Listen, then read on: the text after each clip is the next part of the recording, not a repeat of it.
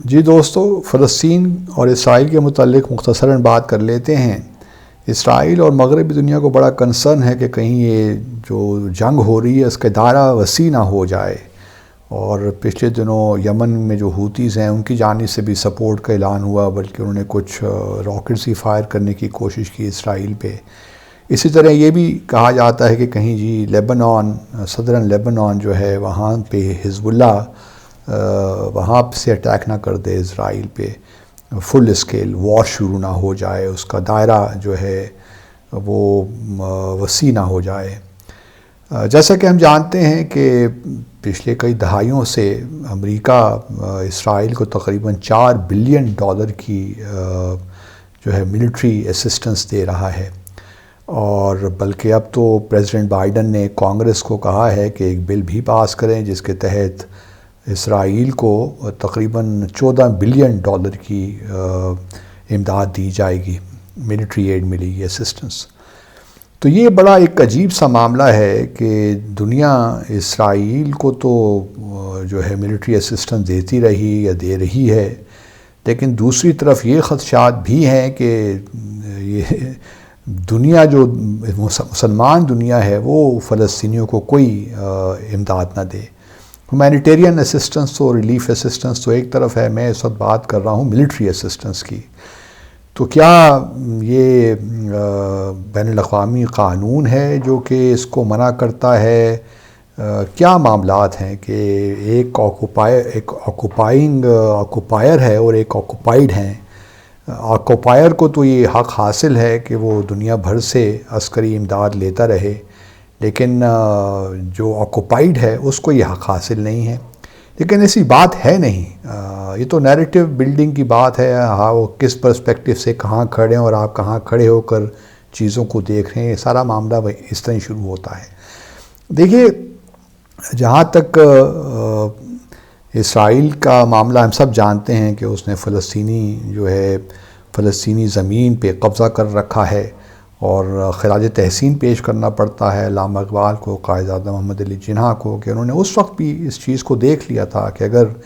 کہ اس وقت اسلامی ریاست وجود میں نہیں آئی تھی، لیکن ان کو معلوم تھا کہ اگر یہ ریاست غیر آئینی اور غیر قانونی طور پہ اس کا وجود آتا ہے یا ہوتا ہے تو یہ پوری دنیا کے لیے امن کے لیے خطرہ ہے۔ تو سوال یہی پیدا ہوتا ہے کہ کیا مسلمان دنیا فلسطین کی جو جد و جہد ہے، یا ان کو وہ آرمز سپلائی نہیں کر سکتے، ان کی جد و جہد میں مدد نہیں دے سکتے؟ اس کے بارے میں عالمی قوانین بڑے کلیئر ہیں، بلکہ ایک ریزولوشن بھی ہے جو کہ میرے خیال میں ہے 3246، یہ اڈاپٹ ہوئی تھی 29 نومبر 1974 میں، اور اگر آپ اس کا پیرا 3 پڑھیے تو بڑا واضح ہو جاتا ہے، کیونکہ general assembly, UN general assembly اس بات کو ری افرم کر رہی ہے کہ جتنی بھی اس قسم کی تحریکیں ہیں یا جد و جہد ہے اگینسٹ فارن آکوپیشن یا کلونیل پاورز، وہ بالکل لیجیٹیمیٹ ہیں، اور ان کو یہ اجازت حاصل ہے کہ وہ جتنے بھی اویلیبل مینز ہیں ان کو وہ استعمال کریں اپنی جد و جہد میں، یہاں تک کہ آرمڈ اسٹرگل بھی اس میں بالکل جائز ہیں۔ تو اب اسرائیل تو ایک غاصبانہ ریاست ہے، اس نے قبضہ کر رکھا ہے، اس کو تو امداد دینا جائز ہے، لیکن جو بیچارے آکوپائیڈ لوگ ہیں جن پہ ان کے خلاف ریاستی دہشت گردی ہو رہی ہے، ان کو جس طریقے سے ہم دیکھ رہے ہیں، جو مناظر ٹیلی ویژن اسکرینز پہ جو ہمیں نظر آ رہی ہیں، ان کو ہم مدد نہیں دے سکتے۔ وہ کنسرن ہو جاتا ہے کہ ایران کیوں مدد کر رہا ہے، یا یمن کیوں کر رہا ہے، یا حزب اللہ کیوں کر رہا ہے۔ وہ کہتے ہیں یہ تو ملیٹنٹ آرگنائزیشن ہے، یہ کس طرح آپ ان کو مدد کر سکتے ہیں؟ وہ تو ان کا نیریٹو ہے، لیکن جو عالمی قانون ہے وہ بڑا واضح ہے، اور اس میں کسی قسم کا شک و شبہ نہیں ہونا چاہیے۔ لیکن 9/11 کے بعد آبویسلی صورتحال بدل گئی ہے، اسرائیل نے وہ نیریٹو بنایا، پھر یہ کہتے ہیں کہ جی بات چیت سے یہ معاملات حل ہوں۔ بابا بات چیت بھی تو کر رہے ہیں نا پچھلے کتنے سالوں سے، اوسلو ایکارڈز جو آپ نے کہا کہ ہم 2 اسٹیٹ سلوشن کی طرف جانا چاہتے ہیں یا ہم فلسطینی ریاست بنائیں گے، تو کب وہ بنے گا؟ 1993 سے آپ دیکھ لیجئے نا کتنے سال ہو گئے ہیں، 40-50 سال تو ان معاملات کو ہو گئے ہیں، تو آپ نے کیا کیا ابھی تک؟ وہ بلکہ ہم تو یہ دیکھ رہے ہیں کہ 2 اسٹیٹ سلوشن کی طرف سے ہٹ رہا ہے اسرائیل، اور جوں اس کو ڈپلومیٹک سکسیسز مل رہی ہیں، کامیابیاں مل رہی ہیں مسلمان دنیا اس کے ساتھ سفارتی تعلقات قائم کر رہی ہے، اسی طرح وہ فلسطین کی ریاست کا جو وعدہ انہوں نے کیا تھا اس سے پیچھے ہٹ رہے ہیں، اور بلکہ گولان ہائٹس کو جو سیریا کا شام کا علاقہ تھا اس سے بھی انہوں نے مستقبل اس کو انٹیگریٹ کر دیا، قبضہ کر لیا، جس طرح بھارت نے 5 اگست 2019 کو مقبوضہ جموں اور کشمیر پہ اس کو اپنے ساتھ ملانے کی ایک بیہودہ کوشش کی ہے، اسی طرح شام نے بھی اسرائیل نے بھی یہ کر ڈالا۔ اب اس کا یہی ہے کہ وہ ان علاقوں کو فلی طور پہ اپنے قبضے میں لے لے، اور جو لوگ رہنا چاہتے ہیں اسرائیل میں، فلسطینی ہیں، مسلمان ہیں، تو وہ رہیں اسرائیل کے سیکنڈ کلاس سٹیزن بن کے۔ تو 2 اسٹیٹ سلوشن کی بھی اب اسرائیل بات نہیں کر رہا۔ تو مجھے تو حیرت ہی ہے کہ کس طرح جو ہے دنیا چیزوں کو انٹرپریٹ کرتی ہے، دیکھتی ہے۔ اس سے تو بالکل یہ بات ایک لحاظ سے اب کلیئر بھی ہے کہ بین الاقوامی تعلقات میں موریلٹی، قانون، یہ سب چیزیں بے معنی ہیں۔ اصل چیز ہے پاور، اس کی ریکگنیشن ہے۔ اگر آپ پاورفل ہیں،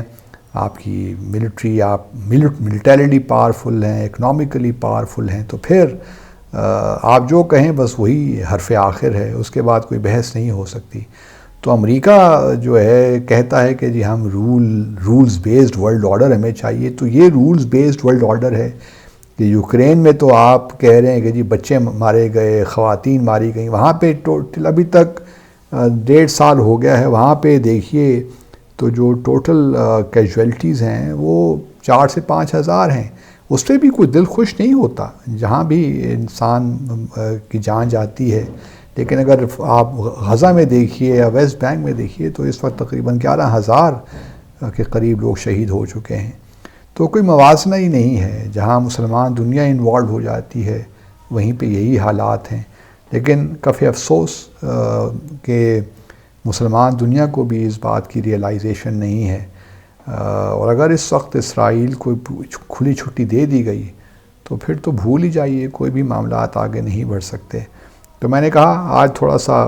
قانونی اعتبار سے چیزوں کو پرسپیکٹیو میں رکھیں۔ ایک طرف آکوپائر ہے اور ایک طرف آکوپائیڈ ہیں، اور آکوپائیڈ لوگوں کو عالمی قانون کے مطابق اور UNGA ریزولوشنز کے مطابق پورا حق ہے کہ وہ اپنی آرمڈ اسٹرگل کریں، اور دنیا پہ بھی لازم ہے کہ وہ ان کی آرمڈ اسٹرگل میں بھی ان کی ہیلپ کریں۔ اگر ہوتیز کرنا چاہتے ہیں تو موسٹ ویلکم، حزب اللہ کرنا چاہتے ہیں تو موسٹ ویلکم۔ تو بس یہی بات میں آج کرنا چاہتا تھا۔ اپنا خیال رکھیے، اللہ حافظ۔